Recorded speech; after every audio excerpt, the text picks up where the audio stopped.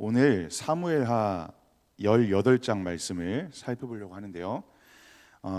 어제에 이어서 18장 전체를 살펴보기 원하는데 특별히 그 가운데 19절에서 33절까지 조금 깁니다. 본문이 좀 길지만 우리가 함께 교독하며 살펴보길 원합니다. 사무엘하 18장 19절에서 33절입니다. 제가 한 절, 여러분이 한 절 읽으시고 마지막 절만 우리 같이 합독하도록 하겠습니다.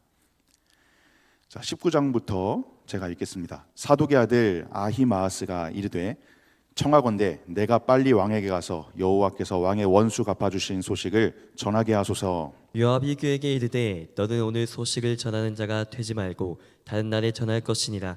왕의 아들이 죽었나니 내가 오늘 소식을 전하지 못하리라 하고, 요압이 구스 사람에게 이르되 내가 가서 본 것을 왕께 아뢰라 하매 구스 사람이 요압에게 절하고 다름질하여 가니, 사독의 아들 아히마아스가 다시 요압에게 이르되 청하건대 아무쪼록 내가 또한 구스 사람의 뒤를 따라 달려가게 하소서 하니, 요압이 이르되 내 아들아 너는 왜 달려가려 하느냐?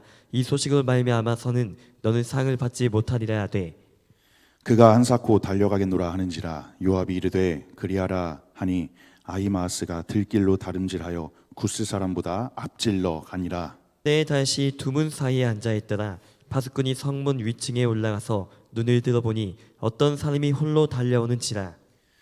파수꾼이 외쳐 왕께 아뢰매 왕이 이르되 그가 만일 혼자면 그의 입에 소식이 있으리라 할 때에 그가 점점 가까이 오니라. 파수꾼이 본즉 한 사람이 또 달려오는지라.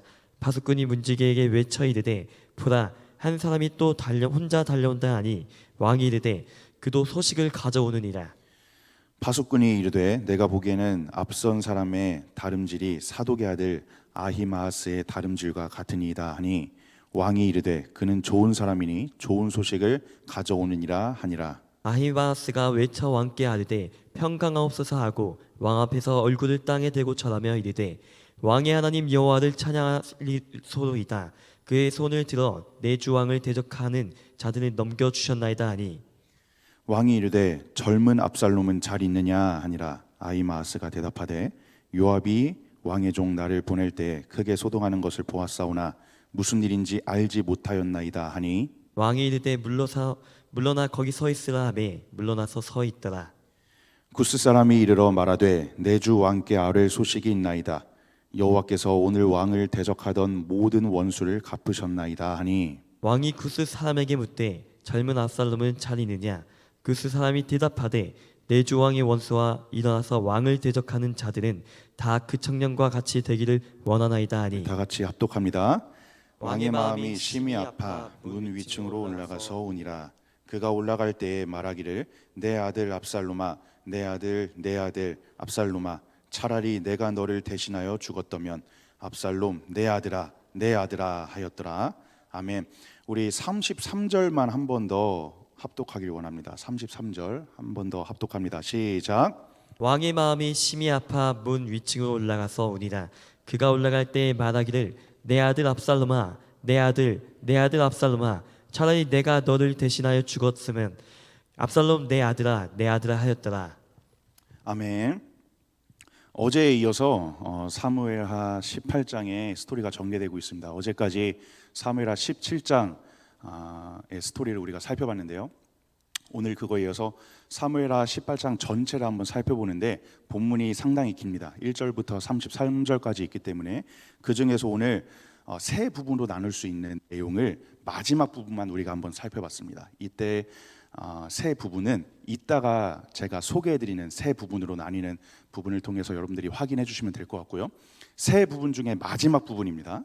그래서 오늘 이 예배를 통해서, 그리고 이 본문의 묵상을 통해서, 그리고 하나님께서 우리에게 주시는 교훈과 적용을 통해서 한 가지 가장 큰 소망을 품고 나왔습니다. 뭐냐면 예수 그리스도의 사랑을 충만히 누리길 간절히 축복합니다. 아멘. 어떤 인간적인 교훈과 그리고 성경에 나타나는 어떤 우리의 삶에 적용할 수 있는 상황들을 빗대어서 우리가 교훈할 수 있는 것도 아주 큰 은혜인데요. 여러분, 성경을 대할 때 가장 큰 은혜는 그 안에서 예수 그리스도의 사랑을 발견하는 겁니다. 그리고 하나님의 마음을 깨닫고 우리가 그 마음에, 그리고 그 사랑에 응답하여 순종하게 되는, 자발적으로 순종하게 되는 은혜를 우리가 경험하게 되는 것이죠. 그 은혜가 오늘 우리 모든 심령 가운데 있기를 간절히 축복합니다.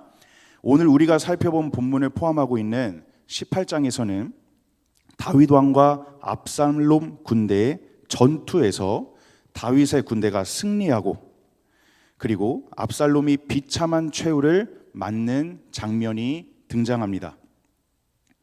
다윗이 압살롬의 군대와 전투를 하고 압살롬이 결국에는 비참한 최후를 맞이하게 되죠. 오늘 우리가 살펴본 본문의 내용인데요, 이 18장을 내용에 따라서 세 부분으로 나누어 보면 다음과 같습니다. 화면에 한번 띄워드리겠습니다. 세 부분으로 나눠보겠습니다.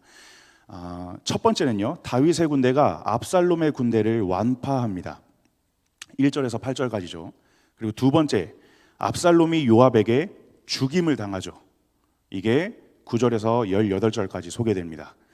그리고 오늘 우리가 살펴본 본문, 제가 중간에 18절에서 19절로 본문을 수정했습니다. 그래서 세 번째 내용은 두 전령의 보고를 들은 다윗 왕은 비탄에 잠기는 이 내용이 19절에서 33절까지 등장하죠. 이 두 전령의 보고는 다윗 왕에게 압살롬이 죽었다 하는 보고, 슬픈 소식을 전하는 보고와 그리고 기쁜 소식을 전하는 보고 두 가지로 나뉘었습니다. 기쁜 소식을 전하는 전령이 먼저 다윗에게 당도했는데, 그 후에 슬픈 소식을 전하는 그 전령의 소식이 다윗의 마음을 비통하게 했죠. 오늘 이 첫 번째 내용입니다. 한 번만 더 띄워주겠습니까? 한 번만 더 띄워주시면 세 번째 세 가지 내용 중에 다윗의 군대가 압살롬의 군대를 완파했던 첫 번째 내용, 이 첫 번째 장면처럼 다윗의 군대가 압살롬의 군대를 완파했다는 겁니다. 이 완파했다라는 표현에 우리가 한번 주목하길 원하는데요, 말 그대로 다윗의 군대가 압살롬의 군대를 완전히 깨트리듯이 무찌르고 승리했다라는 겁니다. 이제 내려주셔도 괜찮습니다. 여러분, 여기에서 우리가 반드시 취해야 할 한 가지 질문이 있죠. 항상 전쟁의 승리에 대한 장면을 우리가 목격할 때 전쟁을 어떻게 해서 승리할 수 있었는가, 누가 전쟁을 승리로 이끄셨는가 하는 질문입니다. 우리는 사실 내심 답을 다 알고 있지만 한 번 더 대답하길 원합니다. 과연 다윗의 군대가 어떻게 압살롬의 군대를 완전히 깨뜨리듯이 완파하며 승리할 수 있었는가 하는 겁니다. 여러분, 우리가 이전에 사무엘하 15장을 시작으로 쭉 살펴봤듯이 다윗을 향한 압살롬의 반역이 시작되었습니다. 자, 그리고 그로 인해 다윗은 예루살렘을 떠나서 피난길에 올랐죠. 그 이후의 장면이 16장, 17장에 거쳐서 계속 반복되는데요, 이후에 계속해서 진행되었던 16장, 17장을 거쳐서 다윗은 여러 사람들의 도움과 방해, 그리고 거짓과 저주, 계략과 하나님의 간섭을 지나 마하나임에 도착하게 되었습니다. 자, 그때 여러 지역에서 다윗을 돕는 사람들이 등장하게 됩니다. 그 등장하는 장면이 사무엘하 17장 27절에서 29절에 등장하는데요, 우리가 이 세 절을 함께 살펴보기 원합니다. 사무엘하 17장 27절에서 29절 우리 함께 합독하도록 하겠습니다. 시작. 다윗이 마하나임에 이르렀을 때 암몬 족속에게 속한 라빠 사람 나하스의 아들 소바와 로데발 사람 암미엘의 아들 마길과 로글림 길르앗 사람 바르실레가 심산과 대야와 질그릇과 밀과 보리와 밀가루와 볶은 곡식과 콩과 팥과 볶은 녹두와 꿀과 버터와 양과 치즈를 가져다가 다윗과 그와 함께한 백성에게 먹게 하였으니 이는 그들 생각에 백성이 들에서 시장하고 고나고 목마르겠다 함이더라. 아멘. 오늘 이 17장 마지막 후반부의 본문처럼 다윗이 마하나임에 이르렀을 때 소비, 마길, 바르실레까지 이 세 사람이 다윗을 돕게 되죠. 그런데 여러분, 주목할 사실이 뭐냐면 이 세 사람이 각각 지역과 출신 배경이 다 달랐다라는 겁니다. 그런데 여러분, 그렇게 달랐던 이들이 한 마음으로 다윗을 돕는 장면이 이 방금 읽은 본문에 소개되는 거죠.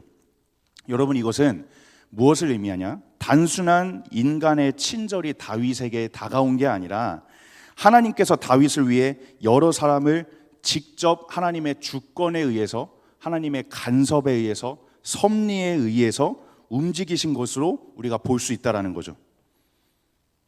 세 사람의 친절이 아니라 하나님께서 다윗을 위해 이 사람들을 통해서 도우셨다. 하나님께서 간섭하셨다라는 것입니다. 다시 말하면 이 도움은 하나님께서 지금 다윗과 함께 하신다라는 신호이자 그의 왕권을 지키려는 하나님의 뜻으로 우리가 받아들일 수 있다라는 겁니다. 하나님께서 다윗과 지금 함께하고 계시는 겁니다. 그리고 그의 왕권을 지키려는 게 어떤 연약한 인간들의 소원이 아니라 하나님의 뜻이라는 겁니다. 그러기에 하나님께서 지금 다윗과 함께하며 도우고 계시는 것이죠. 아까 제가 드렸던 질문, 어떻게 다윗이 완파할 수 있었는가, 압살롬의 군대를 완파할 수 있었는가 하는 질문을 다시 한번 새겨보기 원합니다. 그 질문을 다시 한번 새겨보며 여러분 결국 이 질문에 대한 해답을 내려보자면 18장에서 다윗의 군대가 승리한 것은 단순히 그들의 전투력, 전략 때문이 아니라 하나님께서 이미 준비해 주신 회복과 공급 덕분이었다라는 겁니다. 결국 다시 말하면 하나님께서 그들과 함께 하셨기에 그들이 승리할 수 있었다라는 거죠. 인간적인 힘으로 승리할 수 있었다라는 게 아니라 인간적인 어떤 환경에 갖춰짐, 그들의 강인함, 그들의 인간적인 능력으로 승리할 수 있었다는 게 아니라 능력의 하나님께서 그들과 함께 하셨기 때문에 그들을 도우시고 그들에게 간섭하셨기 때문에 그들이 승리할 수 있었다는 겁니다. 분명히 다윗의 승리는 하나님의 뜻과 섭리 안에서 이루어진 것임을 믿습니다. 우리가 17장 마지막에 이 본문을 살펴보면 이 관점을 가지고 18장으로 넘어가기 원합니다. 하나님께서 도우셨다라는 이 관점이 우리에게 없으면 이 18장의 본문이 여러분 마치 다윗이 우상이 된 것처럼 우리가 접근할 수밖에 없어요. 항상 다윗의 전쟁 스토리에는 하나님께서 개입하셨고 하나님께서 승리하게 하셨습니다. 오늘 그 승리의 하나님을 우리가 붙잡으며 나아가기 원합니다. 아멘. 우리 18장 1절에서 2절을 함께 살펴보길 원합니다. 화면에 띄워주시고 이거 제가 읽겠습니다. 18장 1절입니다. 이에 다윗이 그와 함께한 백성을 찾아가서 천부장과 백부장을 그들을 위해 세우고 다윗이 그의 백성을 내보낼세 3분의 1은 요압의 휘하에 3분의 1은 수리아의 아들 요압의 동생 아비새의 휘하에 넘기고 3분의 1은 가드 사람 이때의 휘하에 넘기고 왕이 백성에게 이르되 나도 반드시 너희와 함께 나가리라 하니. 아멘. 지금 1절 2절 본문의 상황에서와 같이 다윗의 군대와 압살롬의 군대 병력을 여러분 비교해 보면 압살롬의 군대가 수적으로 훨씬 월등했다라는 겁니다. 다윗의 군대의 병력보다 압살롬의 군대 병력이 너무나도 많았다는 거죠. 여러분 그러나 또 한 가지 더 추가로 알 수 있는 사실은 다윗의 군대에는 압살롬 군대에게 없었던 게 있었습니다. 없었던 게 있었는데 그게 뭐냐 하면 바로 조직력이었죠. 뛰어난 조직력으로 다윗이 이 군대를 개편하게 됩니다. 방금 읽었던 1절 2절에서와 같이 다윗은 전투에 앞서서 유능한 지휘관들을 세우게 됩니다. 그리고 전투를 효과적으로 치르기 위해서 군대를 3분화했죠. 지금 우리가 2절에서 살펴봤습니다. 더군다나 그들에게는 다윗 왕을 진심으로 아끼고 사랑하는 마음까지 있었다라는 사실을 우리가 3절을 통해서 확인할 수 있습니다. 3절을 함께 읽어볼까요? 우리 3절은 한번 다 같이 읽어보기 원합니다. 함께 합독합니다. 시작. 백성들이 이르되 왕은 나가지 마소서. 우리가 도망할지라도 그들은 우리에게 마음을 쓰지 아니할 터이요 우리가 절반이나 죽을지라도 우리에게 마음을 쓰지 아니할 터이라. 왕은 우리 만명보다 중하시오니 왕은 성읍에 계시다가 우리를 도우심이 좋으니이다 하니라. 아멘. 왕은 우리 만명보다 중하시오니라는 고백을 하면서 이처럼 다윗 군대가 다윗 왕을 중심으로 굳게 연합된 강한 군대였다는 것을 알 수 있습니다. 수적으로는 열세였지만 뛰어난 전술과 전략과 그리고 이런 것들을 통해서 그리고 다윗 왕을 중심으로 다윗 왕을 향한 마음을 중심으로 굳게 연합된 군대가 바로 다윗의 군대였다는 사실입니다. 그들은 압살롬의 대군에 비해 적은 병력이었습니다. 열세였지만 다윗의 전략과 전술로 인해서 그리고 그들의 연합으로 인해서 효과적으로 싸워 승리할 수 있었던 것입니다. 자, 그런데 여러분 그러나 여기서 다시 한번 주목해야 할 사실, 우리가 분명히 기억해야 할 것은 결국 다윗의 군대가 승리할 수 있었던 결정적인 이유는 아까 우리가 살펴봤듯이 하나님께서 그들과 함께 하셨기 때문이라는 겁니다. 이들의 전략이 뛰어나서가 아니라, 그리고 이들이 뭔가 잘 연합해서가 아니라, 다윗 왕을 향한 마음으로 잘 연합했기 때문이 아니라 하나님께서 결국엔 그들과 함께 하셨기 때문에 이들이 승리할 수 있었다는 것을 우리가 분명히 알 수 있는 거죠.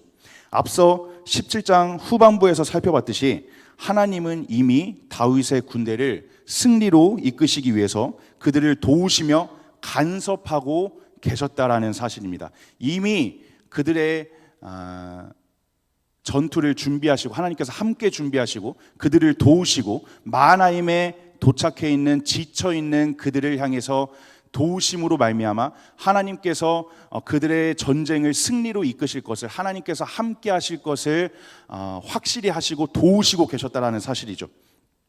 여러분, 이걸 우리의 삶에 한번 적용해 본다면 오늘 지금 이 순간, 그리고 오늘 앞으로 펼쳐질 우리의 모든 시간과 상황 가운데에서 하나님께서 우리의 삶에도 친히 간섭하고 도우신다라는 사실입니다. 오늘도 치열하게 영적인 싸움을 감당하고 있는 우리에게 하나님께서 한 명 한 명에게 반드시 함께 하신다는 사실이죠. 여러분, 하루의 시간을 지나면서 수없이 많은 마귀의 유혹과 공격들이 찾아옵니다. 시험들이 찾아옵니다. 우리는 한 번의 전쟁들을 앞두고 있죠. 영적인 전쟁들이, 영적인 시험들이 계속해서 우리 삶 가운데 찾아옵니다. 그런데 결국 우리가, 여러분, 그 시험 가운데서 승리할 수 있는 이유는, 그 전쟁 가운데서 승리할 수 있는 이유는 하나님께서 우리와 함께 하시기 때문이라는 겁니다. 우리가 이 명제를 잘 알고 있는데 사실은 다시 되뇌어 보진 않습니다. 알고는 있는데, 하나님께서 나와 함께 하신다, 하나님께서 나와 함께 하신다, 이 사실을 우리가 인지하지 못하고 있을 때가 굉장히 많습니다. 그렇기 때문에 우리의 기도 가운데 하나님 나를 도우소서라는, 하나님을 전적으로 의지하는 기도가 터져 나오지 않는 거죠. 다윗의 군대와 함께 하시고 도우셨듯이 오늘 우리의 영적인 전쟁터에도 하나님께서 도우시고 함께 하심을 믿습니다. 아멘. 더 나아가서 우리의 믿음의 공동체 교회는 하나님의 도우심을 의지하며 예수 그리스도를 중심으로 하나 되어 진력할 때 영적인 전쟁에서 반드시 승리하게 되는 줄 믿습니다. 아멘. 여러분, 그들의 전쟁은 어느 한 사람의 능력으로 이루어졌던 것이 아니었습니다. 그리고 그들의 하나가 될 수 있도록 다양성을 효율화시킨 다윗의 전략, 그것도 아니었습니다. 결국에는 하나님께서 그들과 함께 하셨다, 하나님께서 그들을 도우셨다 하는 것이 그들의 승리의 요인이었습니다. 여러분, 이처럼 하나님의 도우심 아래, 그리고 하나님의 함께하심 아래에 우리가 연합되어 나아갈 때 영적인 전쟁에서 승리하게 되는 줄 믿습니다. 우리가 믿음의 공동체에서 각자의 역할을 감당하고 있습니다. 믿는 성도로서, 사역자로서 각자의 위치에서 여러 가지 모양으로, 여러 가지 방법대로, 여러 가지 방향을 가지고 감당하고 있지만, 역할을 감당하고 있지만, 결국에는 우리의 위에 하나 되게 하시는, 우리의 위에서 도우시는, 우리의 위에서 연합케 하시는 하나님의 도우심이 없이는, 하나님의 함께 하심이 없이는 우리의 교회가 영적인 전쟁에서 싸워 승리할 수 없다라는 것입니다. 여러분, 우리의 교회는 반드시 승리합니다. 아멘. 반드시 승리합니다. 아멘. 그런데 어떻게 승리하게 되냐? 하나님이 우리와 함께 하실 때, 그리고 함께 하시고 도우신다라는 사실을 굳건하게 믿고 하나님 한 분만을 의지하며 신뢰하며 나아갈 때 우리가 승리할 수 있다는 겁니다. 아멘. 주님의 몸된 교회는 하나님의 도우심에 아래서 승리합니다. 아멘. 주님의 몸된 교회는 하나님의 함께 하심으로 승리합니다. 아멘. 이에 이어서 9절부터 18절에서는 압살롬의 최후에 대해서 다루고 있습니다. 그렇게 전투 중에 압살롬은 뜻하지 않게 그의 머리털이 상수리 나무에 걸려서 공중에 매달려서 죽게 되죠. 허무하게 죽음을 맞이합니다. 이에 병사의 보고를 접한 요압이 앞선 다윗의 당부에도 불구하고 압살롬을 죽이고 말죠. 압살롬을 너그럽게 대하라고 부탁을 했습니다. 그런데 요압이 그 다윗의 부탁에도 불구하고 압살롬을 죽이고 마는 것입니다. 그리고 압살롬의 시신에 돌무더기를 쌓았는데 여러분 이는 무엇을 의미하냐? 곧 수치스러운 죽음에 대한 경고의 의미였다라는 겁니다. 구약 시대의 돌무더기의 의미는 여러 가지가 있습니다. 여러 가지가 있는데 오늘 본문에 해당하는 의미를 3가지 정도로 한번 정리해 보기 원합니다. 화면에 띄워주겠습니까? 돌무더기의 의미 3가지입니다. 첫 번째는 수치의 상징입니다. 수치의 상징. 그리고 두 번째는 하나님의 심판에 의한 멸망. 그리고 세 번째, 하나님께서 범죄한 인간들을 가두어 놓는 곳.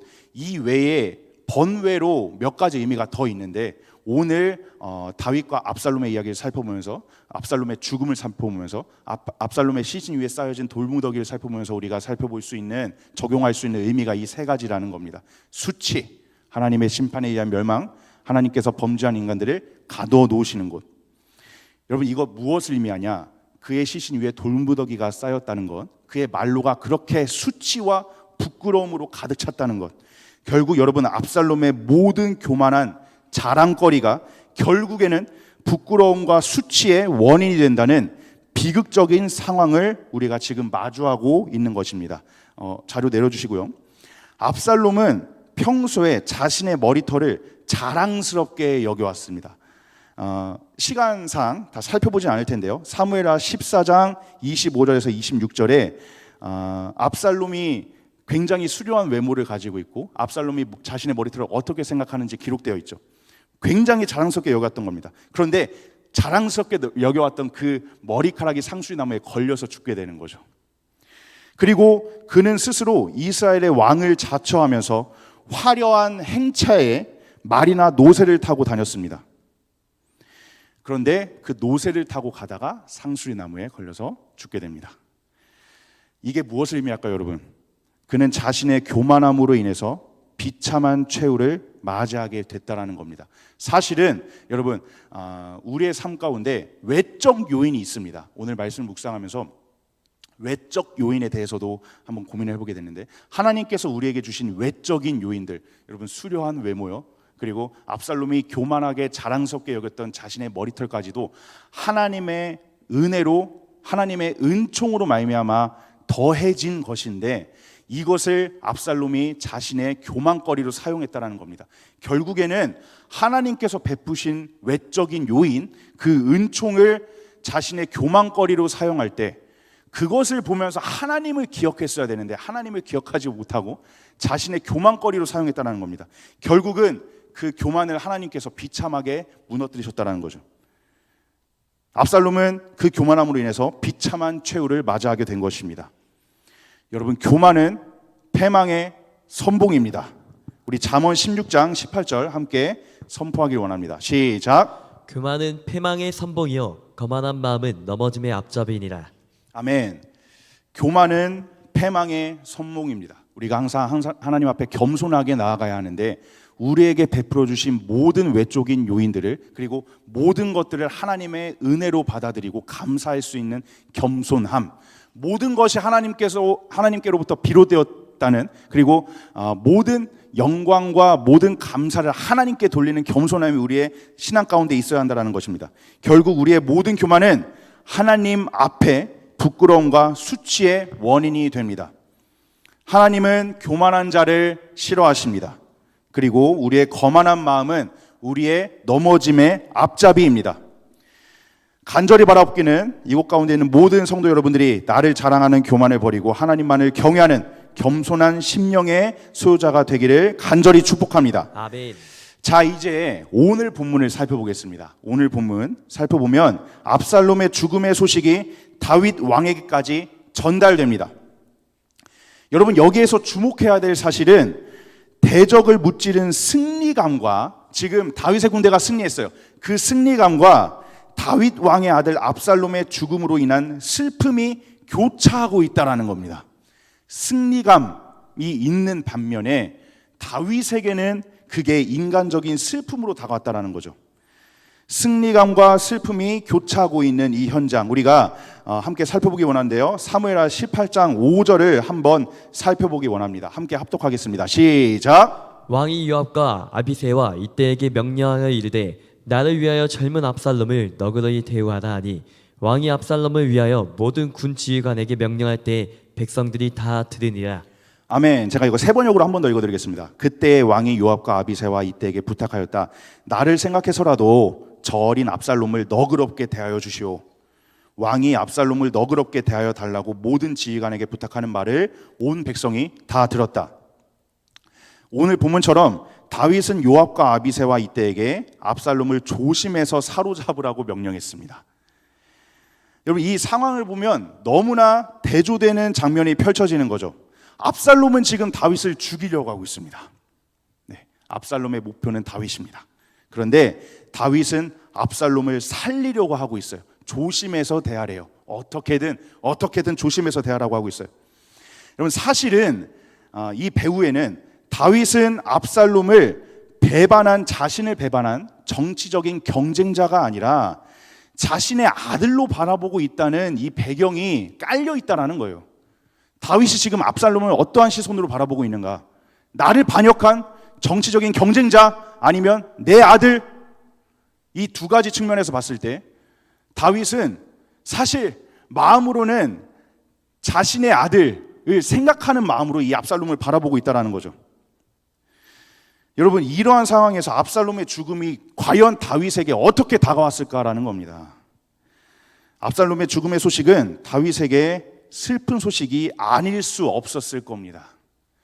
압살롬이 죽었다고 하는 비통한 비보를 전했을 때 다윗은 이후에 마지막 절에서 울며 압살롬의 이름을 부르게 되죠.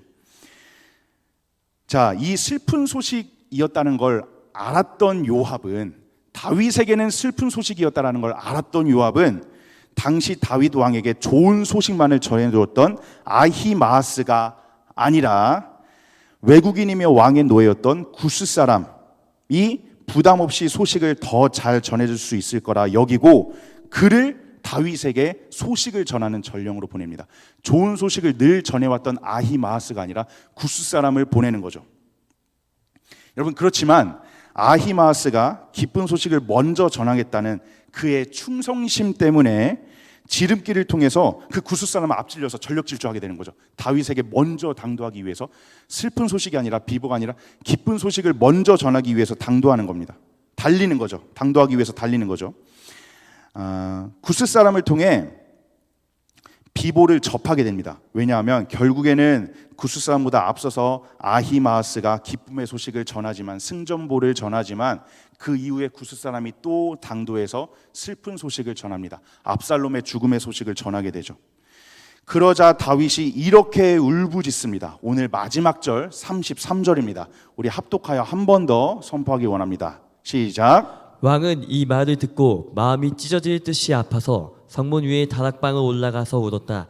그는 올라갈 때 내 아들 압살롬아, 내 아들아, 내 아들 압살롬아, 너 대신에 차라리 내가 죽을 것을, 압살롬아, 내 아들아, 내 아들아 하고 울부짖었다. 아멘. 왕의 신분을 떠나서 한 사람의 아비로서 슬퍼하고 통곡하는 모습이 이 34절에 등장합니다. 이렇게 얘기하죠. 너 대신에 차라리 내가 죽을 것을, 너 대신에 차라리 내가 죽을 것을.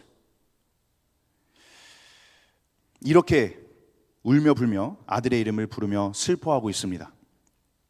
여러분, 여기서 우리가 정말 결론으로 가져가기 위해서 반드시 기억해야 될 사실, 다윗은 울며 불며 슬퍼하며 애통하는 것에서 끝났지만 정말로 우리를 대신해서 죽임당하신 분이 계시다는 사실입니다. 너 대신에 차라리 내가 죽을 것을 이렇게 이야기하며 슬퍼하며 애통했던 다윗, 그런데 여러분, 그 다윗의 한계를 초월해서 그 실체를 이루신 분이 계시다는 거예요. 진짜로 죽임을 당하신, 우리 대신에 죽임을 당하신 분이 계시다는 거예요. 여러분, 우리를 위해 정말로 대신 죽으신 분, 그분은 바로 예수 그리스도이십니다. 압살롬은 다윗이 자신을 사랑하는 것만큼 아버지인 다윗을 사랑하지 못했습니다. 그는 아버지 다윗을 배반했던 반역자였습니다. 여러분, 마치 우리의 모습과 같아요. 끊임없이 하루의 삶 속에서 예수님을 모른다 고통과 시련이 찾아오면 몰라 하는 우리의 모습과 같죠. 그리고 오늘 본문에서도 아버지인 다윗을 죽이려고 대군을 동원했죠. 모른다 하는 게 아니라 죽이려고 합니다. 여러분, 예수 그리스도를 십자가에 못 박은 게 누굴까요? 바로 우리죠. 바로 납니다. 내가 예수 그리스도를 십자가에 못 박은 겁니다. 여러분, 이 압살롬의 모습이 마치 오늘 우리의 모습과 동일한 것 같습니다. 오늘 하루에도 수없이 반복되는 하나님을 향한 우리의 죄악된 모습이 발견되어지는 거죠. 오늘 우리의 삶에 나타나는 모든 상황과 환경 속에서 하나님의 은혜와 사랑을 망각하고 하나님으로부터 돌아서 있는 우리를 하나님은 지금도 여전히 사랑하고 계시다는 것입니다.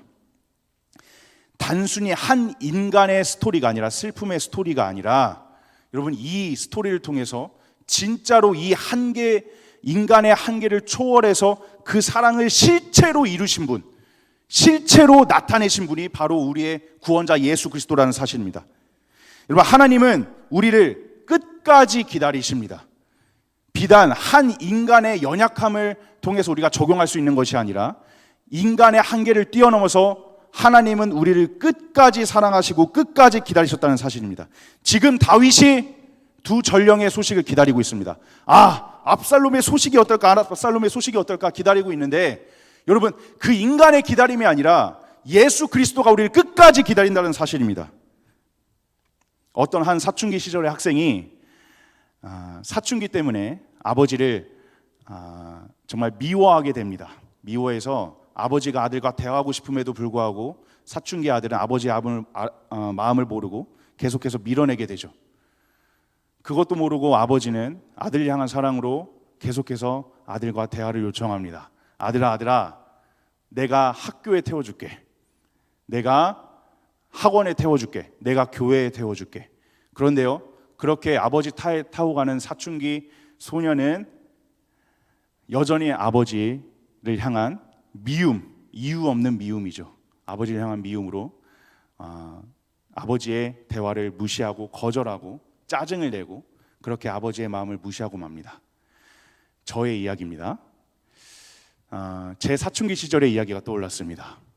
우리가 하나님을 대할 때 과연 이 사춘기 시절의 모습처럼 하나님을 대하고 있는 것은 아닌지 우리가 한번 돌아보길 원합니다.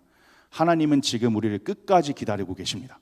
지금도 우리를 사랑함으로 말미암아 끝까지 간절하게 기다리고 계신다라는 거죠. 여러분, 우리가 그 하나님의 기다리심에 반드시 응답해야 합니다. 하나님께로 나아가야 하는 것이죠. 하나님의 사랑은 인간의 한계를 초월했습니다.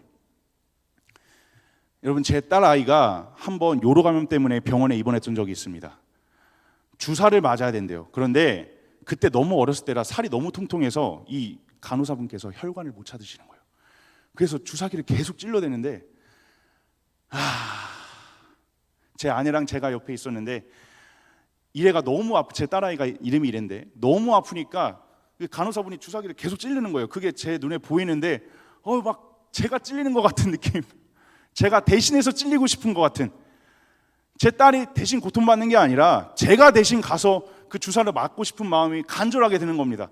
막 눈에 닷똥 같은 눈물을 흘리면서 저를 바라보면서 아무 말도 못하고, 그때 말을 못할 때였는데 아무 말도 못하고 계속 울고 있는 거예요.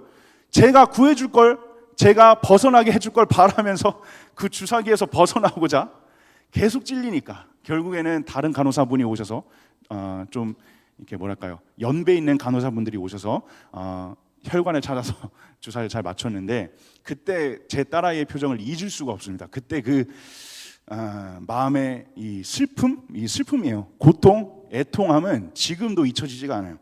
여러분, 인간의 연약함으로 바라보는 이 부녀지간의 이 슬픔도 이런데, 여러분, 우리를 바라보는 하나님의 마음이 얼마나 기쁠까라는 것을 우리가 한번 고민해 보길 원합니다.